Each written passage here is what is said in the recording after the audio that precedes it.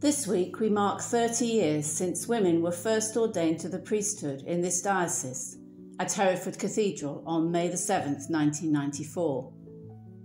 It was a significant moment following many years of prayer and debate. Today the Church of England opens its orders of ministry equally to women and men, regardless of their gender. We can give thanks for all the women since that day who have followed those pioneers and answered God's call to serve as priests in this and other dioceses.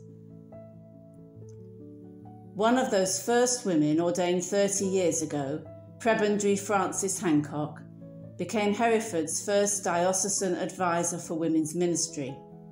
She had a key role in the campaign for women's ordination in Hereford and was the unofficial leader of that first group of ordinands in 1994.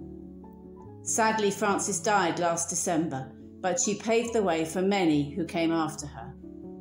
Today in Hereford Diocese, we have more than 50 women serving as priests across a wide range of roles in sector and parish ministry.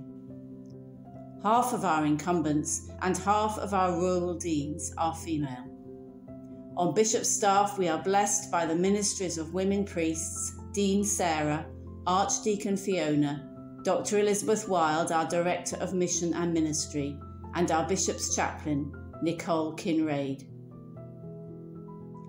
We'll hear next from Prebendary Kay Garlick, another of those first 15, retired but still officiating in the diocese, including in the cathedral. And then we'll look to the future as we hear from some of those women most recently ordained priest. Frances, as I say, she worked in London. She was ordained deacon in London when women were allowed to be made deacons, and she worked there, and then she was appointed to Ross to be the team vicar of Peterstow and Bridgestow, which was an amazingly brave thing for the bishop at the time to do, really, to actually bring in a woman to be a team vicar who was necessarily only a deacon and therefore could not take a communion service and so on, and had to get people in for all of that. But Frances was so amazing that she won everybody over. There was a lot of opposition at the beginning to her coming from the parishes who felt they were getting a poor deal here, and then they realised once she'd come that it wasn't a poor deal at all. When priestly ordination came in, she was already in Peter Church and took her first Eucharist service there.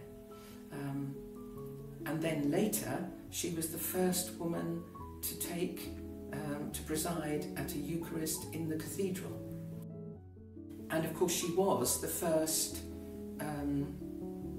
bishop's officer for women's ministry, and was the obvious person because of all that she'd done in the past.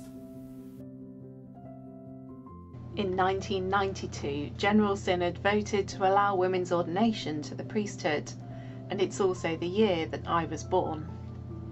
Then in 1994, this became a reality when the first women were ordained priest up and down the country.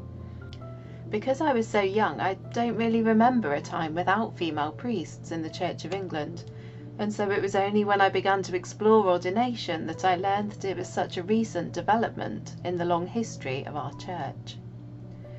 Throughout my own ordination journey, I've been grateful for the men and women who campaigned tirelessly to make it possible for women to live out their priestly vocation, and I feel proud to stand upon the shoulders of those first female priests.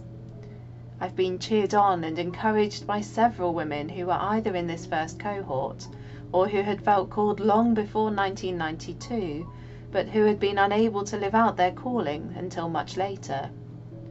They're the ones who've said, "You've got this," in those times when raising a young family alongside full-time ministry has felt utterly absurd.